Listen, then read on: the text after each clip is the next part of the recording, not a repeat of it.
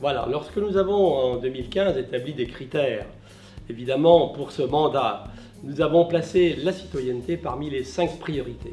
Et en 2017, on a établi de nouveaux critères, et je dois dire que citoyenneté, développement durable et puis équité entre les territoires ont été les marqueurs. La citoyenneté est un marqueur transversal de notre action qui doit impulser toutes nos politiques publiques. Et donc désormais, nous allons travailler avec nos concitoyens, avec les élus, avec l'administration, pour mettre en œuvre des actions de citoyenneté.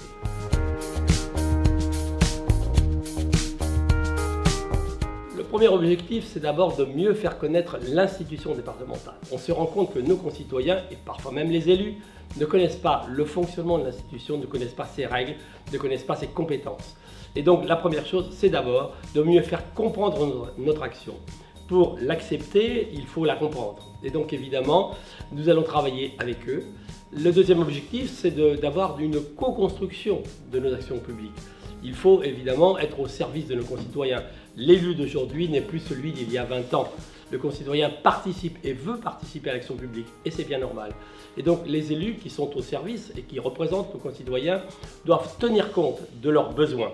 Et qui mieux que les concitoyens de proximité connaissent leurs besoins. Donc c'est aussi une action à la fois pédagogique, à la fois politique bien sûr, mais de mieux faire accepter et donc comprendre les politiques transversales de la collectivité.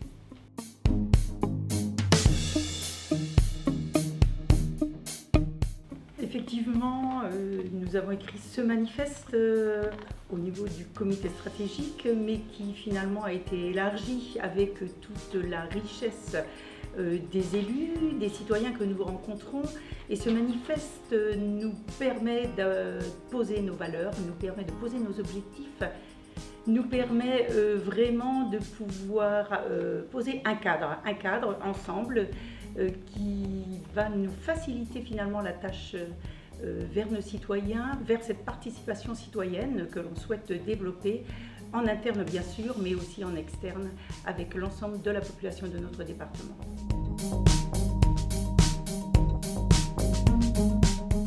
Alors au niveau de la plus-value, je pense vraiment que la participation citoyenne va d'abord modifier la nature de la relation avec les habitants. Je pense que c'est très important que cette relation de proximité que l'on souhaite développer, important que l'on puisse se donner les moyens, voilà, de développer cette proximité. Et modifier la nature des relations entre les habitants et les pouvoirs publics me semble quelque chose effectivement de fondamental et de préalable.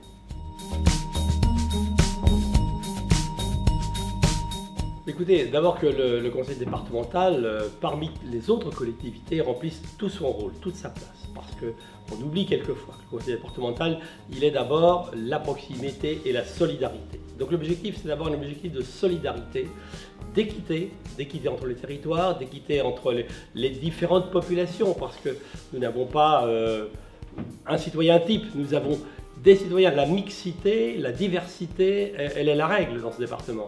Donc il faut qu'on soit attentif à chaque situation particulière. Donc il faut améliorer les politiques publiques au service du public. Et donc, Mme Richet l'a dit, la proximité est un élément important. Donc je pense que grâce à cette participation citoyenne sur tous les territoires du département, nous allons pouvoir mieux adapter nos politiques publiques et répondre mieux aux impératifs de solidarité, de proximité et d'équité.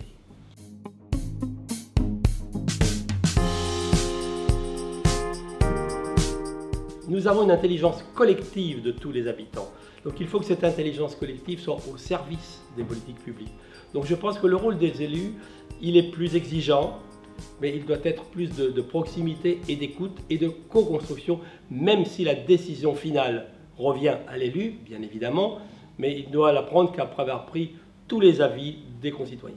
Je partage tout à fait cet avis et je crois aussi et surtout que la participation citoyenne est une opportunité fédératrice.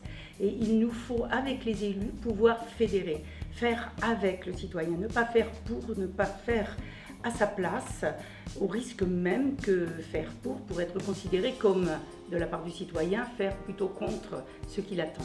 Donc une opportunité fédératrice où nous, en tant qu'élus, nous avons à fédérer, nous avons à encourager, nous avons à accompagner et peut-être à travailler un kit, des outils qui puissent aider nos concitoyens à mieux avancer dans cette générosité citoyenne, je dirais. Et la crise en est un bel exemple.